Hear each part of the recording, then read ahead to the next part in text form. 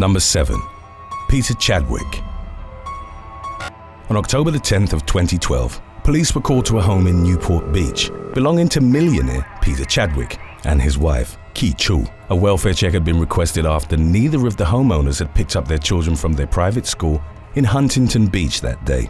After gaining access to the residence, officers reportedly found several pieces of evidence that suggested a violent altercation had taken place. The clues included a broken vase and bloodstains in an upstairs bathroom. It was also discovered that a safe in one of the downstairs offices had been emptied and left open. The following day, Chadwick called 911 from a payphone to report that his wife had been murdered by a house painter named Juan. During the man's subsequent interviews with the police, detectives noticed scratches on his neck and dried blood on his hands, and it was ultimately determined that Juan had been a fabrication. Chadwick was thus arrested on suspicion of murdering his wife. 2 months later, he was released on $1 million bail on the condition that he surrendered his passports. Chadwick reportedly moved in with his father in Santa Barbara for the next couple of years, but in 2015 he failed to show up for a scheduled court hearing. An investigation into his whereabouts was set into motion, and U.S. Marshals quickly uncovered that the man had recently withdrawn millions from his bank accounts. The manhunt continued for more than 4 years until Chadwick was finally located near Puebla, Mexico, where he was taken into custody with the help of local authorities. It subsequently emerged that the millionaire fugitive had posed as a spy and used a fake ID card from the Marvel TV show Agents of S.H.I.E.L.D. while on the run. Chadwick pleaded guilty to strangling and drowning his wife in the bathroom of their Newport Beach mansion before discarding her body in a dumpster in San Diego. He was ultimately sentenced to 15 years to life in prison in February of 2022. Number 6. Alexandra Suvaneva. A forest fire broke out roughly 12 miles from the city of Redding on the east side of Interstate 5 on September the 22nd of 2021.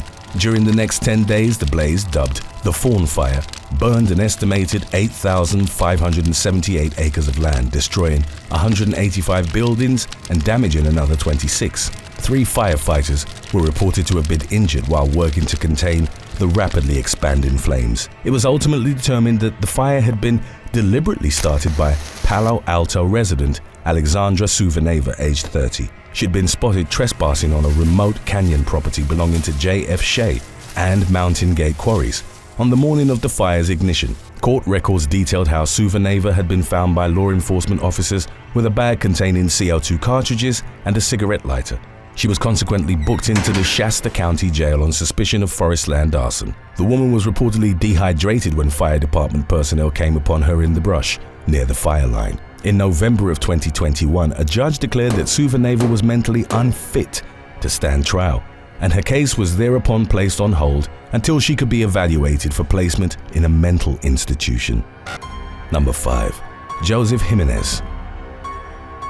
TikTok star Anthony Barajas, aged 19, went to a movie theater in Corona, California with a female companion on the evening of July the 26th of 2021. Following the theater's final showing of the night, an employee reportedly found that the 2 teens had been left critically injured after being shot in the head as they sat in their seats. Barajas' friend, identified as 18-year-old Riley Goodrich, was already dead upon the arrival of first responders. Barajas was rushed to the hospital where he was kept on life support for several days following the incident. With the help of eyewitness testimony, authorities were able to identify 20-year-old Joseph Jimenez as the main suspect in the case. Investigators reportedly found that the alleged gunman had no prior relationship with either of the 2 victims, and it was concluded that the attack had been completely unprovoked and devoid of any clear-cut motive. Jimenez was booked into the Riverside Presley Detention Center and charged with the murder of Goodrich and attempted murder of Barajas. On August 1st, it was reported that the latter had succumbed to his injuries while being treated at the hospital, at which point Jimenez's charges were amended to include a second murder count. In an interview with the Riverside Press Enterprise, the suspect claimed that he'd been driven to commit the double homicide by voices in his head, which had purportedly told him that his family would be killed if he refused to do as they demanded. Number 4. Eric John Montgomery and Peaches Sochev.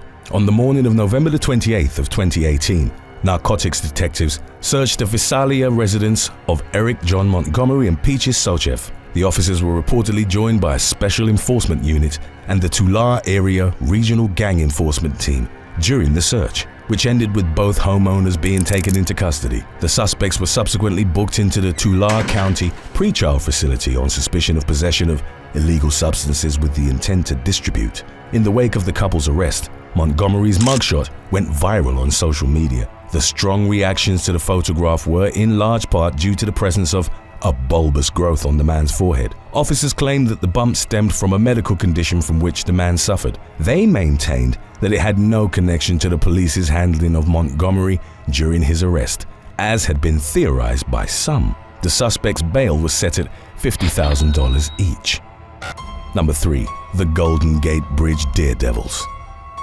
Two self-professed daredevils from Allenton, Wisconsin, took a trip to San Francisco in April of 2017 with the intention of climbing the Golden Gate Bridge. The pair were identified as 18-year-old YouTuber Peter Cura and his exploration companion Thomas Rector, aged 21. As was captured in a 5-minute clip later posted online, the two young men climbed to the top of the landmark bridge's North Tower. They were shown performing backflips and somersaults on some of the structure's narrow walkways during the ascent. At one point in the video, Cura and Rector were dangling over the edge of the 746-foot tower by their fingertips, all without the aid of any safety equipment. While the pair fortunately came away from the reckless stunt without any injuries, they did face legal trouble once the footage of their escapade began circulating on social media. The Marin County District Attorney ordered that both Cura and Rector appear in court on charges of misdemeanor trespassing and climbing a toll bridge. The maximum penalty associated with their charges was 1 year behind bars. However, in October of 2017, it was reported that the Daredevil duo had plans to take a plea deal that would spare them any jail time.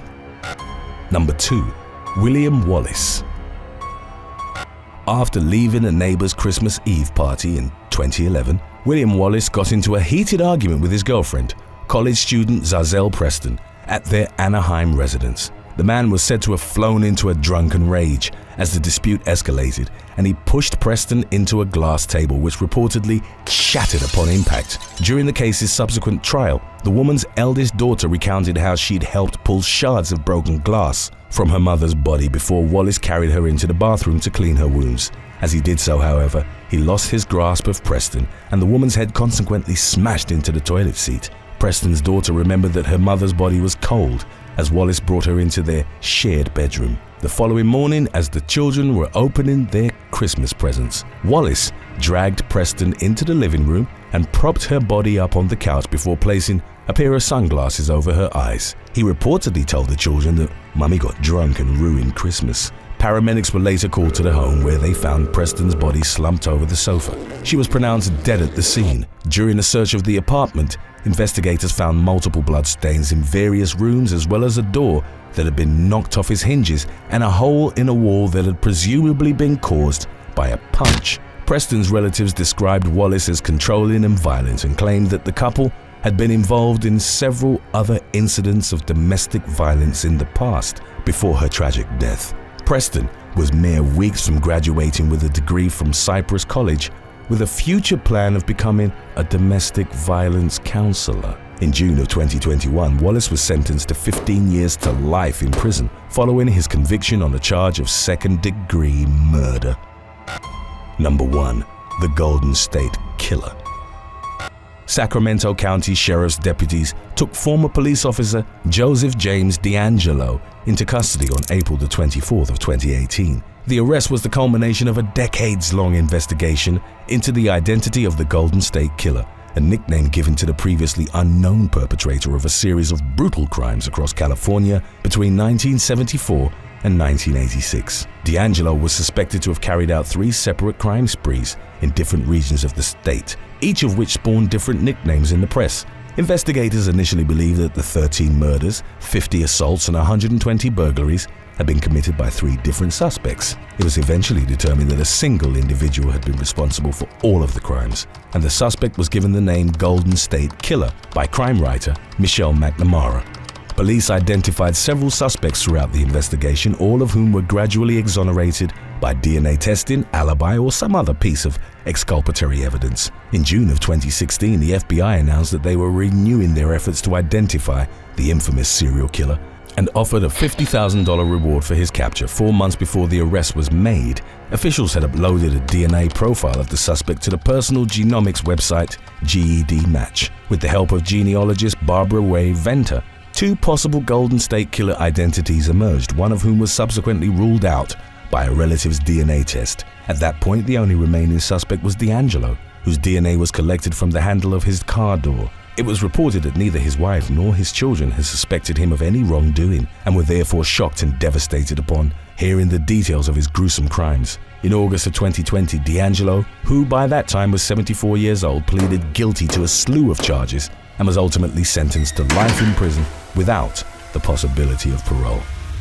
Thanks for watching. Be sure to click on one of the links on your screen for more videos.